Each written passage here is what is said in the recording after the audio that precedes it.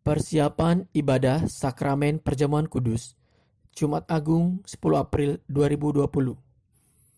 Yang pertama, sebaiknya 30 menit sebelum ibadah, keluarga sudah siap dan mengambil tempat di ruang tamu atau ruang keluarga atau meja makan dalam keadaan yang bersih dan segar atau sudah mandi, serta rapi, berpakaian sopan dan pantas. Kedua, pastikan rumah aman, kompor, keran air, maupun mesin lainnya sudah dimatikan, termasuk alat komunikasi seperti HP, TV, dan radio, kecuali salah satu handphone yang dinyalakan untuk mendengarkan penjelasan serta khotbah ibadah. Ketiga, mempersiapkan peralatan ibadah pribadi, yaitu tata ibadah, Alkitab, kidung jemaat, dan persembahan syukur, supaya tidak seorang pun memiliki alasan untuk meninggalkan tempat selama ibadah berlangsung. Keempat, memperhatikan dan melatih lagu-lagu yang ada di dalam tata ibadah. Kelima, persiapkan pembagian tugas menurut giliran dalam tata ibadah Bapa, Ibu, Anak. Peran-peran itu tentu dapat disesuaikan menurut keadaan keluarga masing-masing. Usahakan agar semua berperan. Keenam, sediakan peralatan perjamuan seperti teko utama untuk tempat air, gelas yang sudah terisi minuman sebanyak peserta perjamuan, serta potongan roti atau makanan untuk perjamuan disiapkan di atas satu piring. Ketujuh, anak-anak maupun peserta ibadah yang tidak mengambil bagian dalam perjamuan kudus diingatkan untuk tetap tertib. Selamat beribadah. Halo, selamat pagi. Apa kabar? Harapannya kita ada di dalam keadaan yang baik dan juga ada di dalam keadaan yang sehat. Selamat Hari Raya Jumat Agung. Sebentar kita akan memasuki sakramen perjamuan. Dan juga sekarang kita ada di dalam program Firman-Mu, Pelita bagi hidupku. Firman Tuhan memberikan kekuatan bagi kita. Kekuatan untuk kita menjalani akan kehidupan yang penuh dengan tantangan, utamanya pada saat-saat seperti ini. Oleh karena itu, sebelum kita masuk di dalam merenungkan firman Tuhan, mari kita dengarkan pujian yang disampaikan oleh paduan suara jemaat.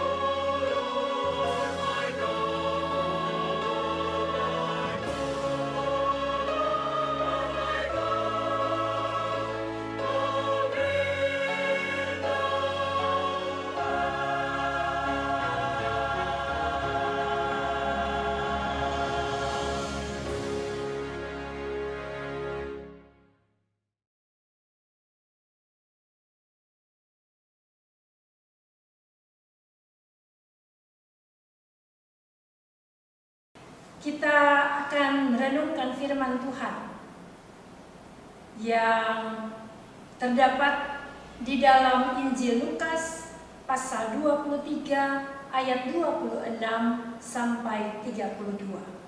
Tadi kita sudah dihantar oleh doa yang sudah dilakukan oleh masing-masing keluarga. Demikianlah pembacaan firman Tuhan. Pada saat ini kita diajak untuk merenungkan firman Tuhan dengan tema jalan salib ketika Yesus mengalahkan dirinya sendiri. Dikatakan karena tuntutan orang banyak kepada Pilatus pada saat itu, agar supaya Tuhan Yesus dihukum, dan hukuman yang diberikan adalah ia harus disalibkan. Maka dibawalah Yesus ke tempat penyaliban. Biasanya seorang hukuman diarak terlebih dulu mengelilingi kota sambil memikul salib dengan dikawal oleh serdadu di sebelah kanan dan juga di sebelah kiri. Sementara ada seorang serdadu yang berjalan di depan dan membawa papan tulisan yang bertuliskan perbuatan jahat dari orang yang dihukum. Tujuannya adalah agar supaya orang yang menyaksikan dapat menjadi takut untuk berbuat kejahatan. Dalam perjalanan menuju Bukit Golgota, rombongan bertemu dengan seseorang namanya Simon, dan ia berasal dari Kirene, sehingga ia disebut dengan Simon dari Kirene. Rombongan ini memaksa Simon dari Kirene untuk memikul salib dan mengikuti Yesus, karena pada saat itu Yesus sudah tidak kuat lagi. Banyak orang mengikuti Yesus pada saat itu, mengiringi dia. Di antaranya adalah perempuan-perempuan yang menangisi Yesus dengan rasa duka dan dengan suara yang keras. Mereka meratap. Menyaksikan akan hal ini, Tuhan Yesus berkata kepada perempuan-perempuan yang menangis yang terdapat di dalam ayatnya yang ke-28. Yesus berpaling kepada mereka dan berkata, "Hai putri-putri Yerusalem, janganlah kamu menangisi aku, melainkan tangisilah dirimu sendiri dan anak-anakmu." Di sini Yesus justru merasa sedih kepada Yerusalem yang harus menanggung akibat dari kejahatan mereka terhadap Yesus. Mereka membungkamkan kebenaran dan menghukum orang yang tidak bersalah. Oleh karena itu, di dalam ayat yang ke-31, di sini Yesus memberikan sebuah peribahasa. Ayat 31, sebab jikalau orang berbuat demikian dengan kayu hidup, apakah yang akan terjadi dengan kayu kering?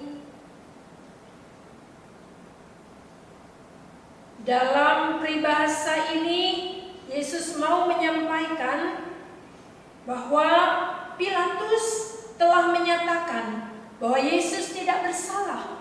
Yesus bukan pemberontak seperti yang dituduhkan para pemuka agama Yahudi. Jadi ia tidak layak untuk dihukum mati. tapi pada kenyataannya ia harus dihukum mati melalui penyaliban.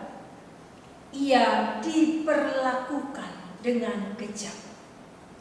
Jadi orang-orang yang bersalah, yang suka memberontak, dikatakan seperti orang-orang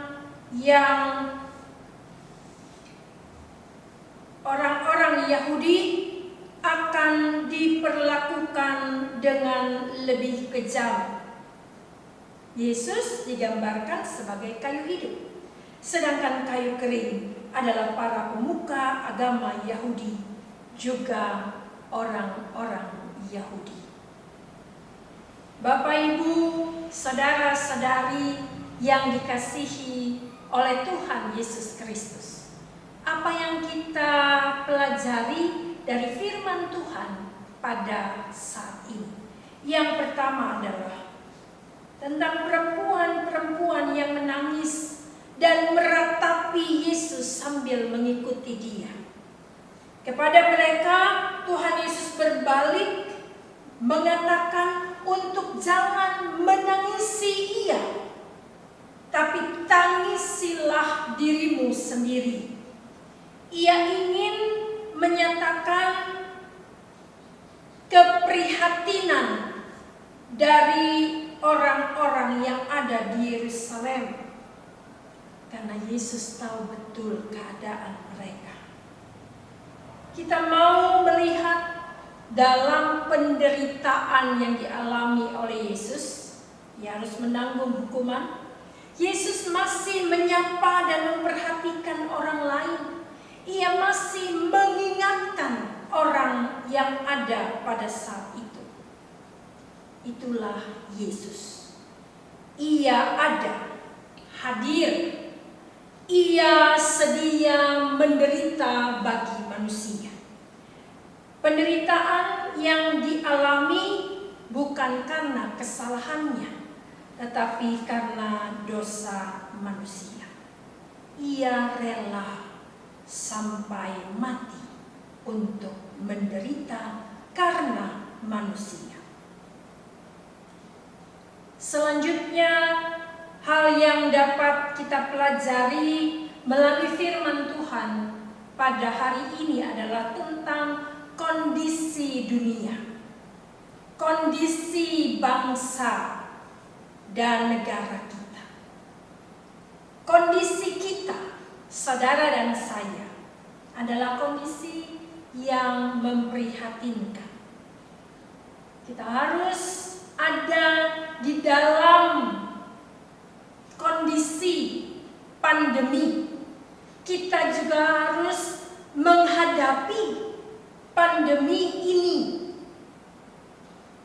dalam kondisi yang memprihatinkan ini. Kita meyakini bahwa Ia ada, Ia hadir, dan Yesus menyadarkan kepada kita semua, saudara dan saya, untuk menyadari diri kita, melihat diri, mengoreksi diri kita, apa saja yang telah kita lakukan, agar supaya saudara dan saya dapat membenahi diri, memperbaiki diri, memperbaiki relasi kita dengan Allah, memperbaiki relasi kita dengan sesama, utamanya di dalam keluarga kita, antara satu dengan yang lainnya. Mengoreksi relasi antara hubungan istri dengan suami. Mengoreksi dan membenahi relasi antara orang tua dengan anak. Sakramen perjamuan yang diadakan di rumah masing-masing kita adalah untuk menghayati makna persekutuan. Makna persekutuan yang tidak hanya sebagai upacara tapi makna persekutuan yang mau kita hayati sungguh-sungguh. Agar supaya kita saling menyapa, agar supaya di dalam persekutuan itu kita saling mengingatkan, kita saling memperhatikan, kita saling menegur antara satu dengan yang lainnya. Oleh karena itu, jadikanlah momen sekarang ini sebagai momen yang berkesan, pengalaman baru bagi kita untuk mengadakan sakramen perjamuan di rumah kita masing-masing. Dan momen yang berkesan ini memotivasi kita untuk dapat menghayati kematian Kristus yang membawa keselamatan kepada kita. Pengorbanannya dalam penderitaan sampai ia mati di kayu salib membawa keselamatan bagi kita. Memotivasi kita juga agar supaya kita semakin dekat, akrab antara anggota keluarga kita. Disitulah saudara dan saya dapat menikmati kebersamaan. Dengan demikian kita dapat kuat dalam kebersamaan, juga dimampukan untuk menjalani hari-hari selanjutnya, utamanya di dalam kita menghadapi pandemi virus COVID-19 ini. Tetap ada di dalam semangat, tetap menjaga kesehatan lahir dan batin kita, dan salam sehat. Tuhan Yesus memberkati kita sekalian. Mari kita berdoa. Kami mengucap syukur untuk firman Tuhan yang kami renungkan. Tuhan, melalui Roh Kudus kami dimampukan untuk dapat melaksanakan firman Tuhan itu, memberikan kekuatan bagi kami, semangat bagi kami untuk dapat terus melanjutkan akan hidup dan kehidupan yang tentunya berkenan di hadapan Tuhan. Di dalam nama Tuhan Yesus Kristus kami sudah berdoa. Amin.